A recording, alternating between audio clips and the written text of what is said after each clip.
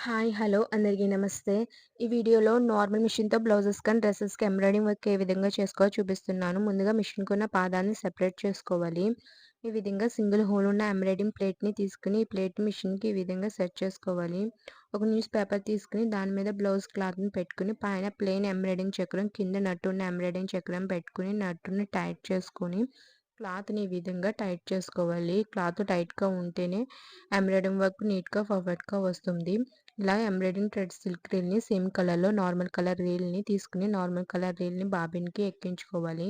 పైన embroidering thread silk రీల్‌ని పెట్టుకొని, దారం లూజ్‌గా వచ్చేలాగా సెట్ చేసుకోవాలి. ఈ ఫ్లవర్స్ డిజైన్స్ చూడాలంటే నా ముందు వీడియోస్‌లో ఉంది చూడండి. నేను ఈ ఫ్లవర్స్‌కి లైన్స్‌ని నార్మల్ మిషన్‌తో ఏ విధంగా ఎంబ్రాయిడింగ్ చేసుకోవచ్చో చూపిస్తున్నాను. ఇప్పుడు లైన్స్‌ని స్టిచ్ చేస్తున్నాను. ఈ విధంగా లైన్స్‌ని డ్రా చేసుకోవాలి.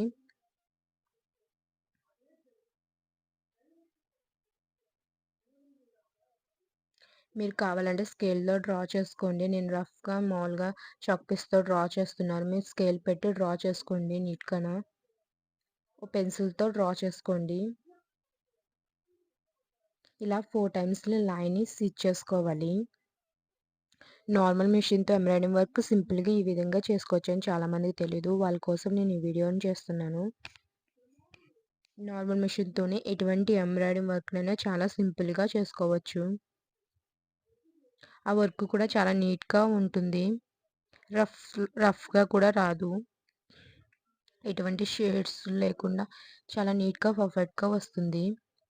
ఫుల్‌గా వర్క్ చేసిన బ్లౌజ్ ఎలా ఉంటుందో నా ముందు వీడియోస్‌లో ఉంది చూడండి. అండ్ కట్ వర్క్ అండ్ డిజైన్స్‌ని కూడా చూడాలంటే నా ముందు వీడియోస్‌లో ఉన్నాయి చూడండి.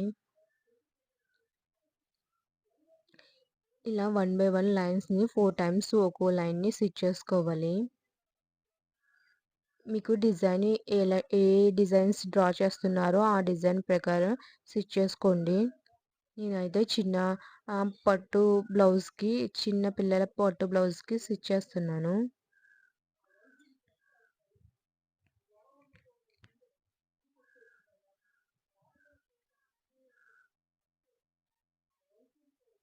మీరు శారీ కలర్ కాంబినేషన్ బట్టి లేదా డ్రెస్ కలర్ కాంబినేషన్ బట్టి స్టిచ్ చేసుకోవాలి. చూడండి లైన్స్ అవి ఏ విధంగా వచ్చాయో. మగ్గం వర్క్ లాగానే పెద్ద నార్మల్ ఎంబ్రాయిడింగ్ మిషన్ లానే ఉంటుంది సేమ్. మీకేమైనా డౌట్స్ ఉంటే కింద కామెంట్ చేయండి.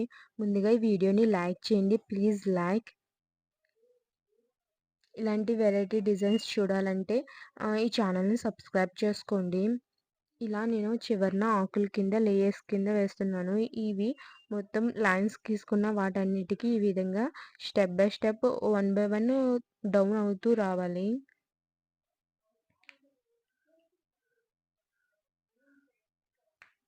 దీంట్లో బాగా లుక్‌గా కనిపించడంలా ఎంబ్రాయిడింగ్ థ్రెడ్ సిల్క్‌తో చేసింది కాబట్టి చాలా లుక్‌గా కనిపిస్తుంది. ఇప్పుడు నేను వీటికి స్కై బ్లూ కలర్‌కి బ్లూ కలర్ షేడ్ ఇస్తున్నాను. బ్లూ కలర్ షేడ్ ఇస్తేనే ఆ ఆకులు చాలా నీట్‌గా కనిపిస్తాయి. షేడ్స్ ఇవ్వడం బట్టే లుక్‌గా కనిపిస్తుంది.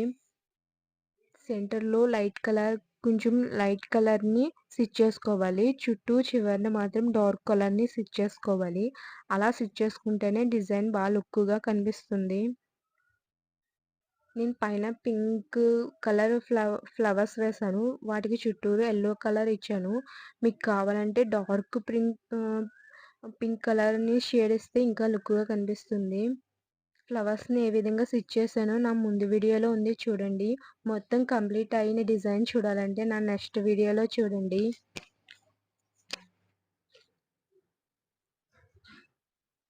ఈ విధంగా డిజైన్ చేసుకున్న ప్రతి దానికి బ్లూ కలర్‌తో చివరన స్టిచ్ చేసుకోవాలి.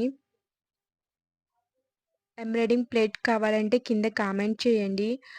బయట దొరకడం లేదు అంటున్నారు. సో, వాళ్ళు ఎవరైనా కావాలనుకుంటే కింద కామెంట్ చేయండి.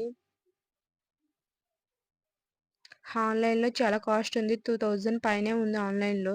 చూడండి వర్క్ మొత్తం కంప్లీట్ అయిన తర్వాత ఈ విధంగా కనిపిస్తుంది. చాలా నీట్‌గా ఉంటుంది.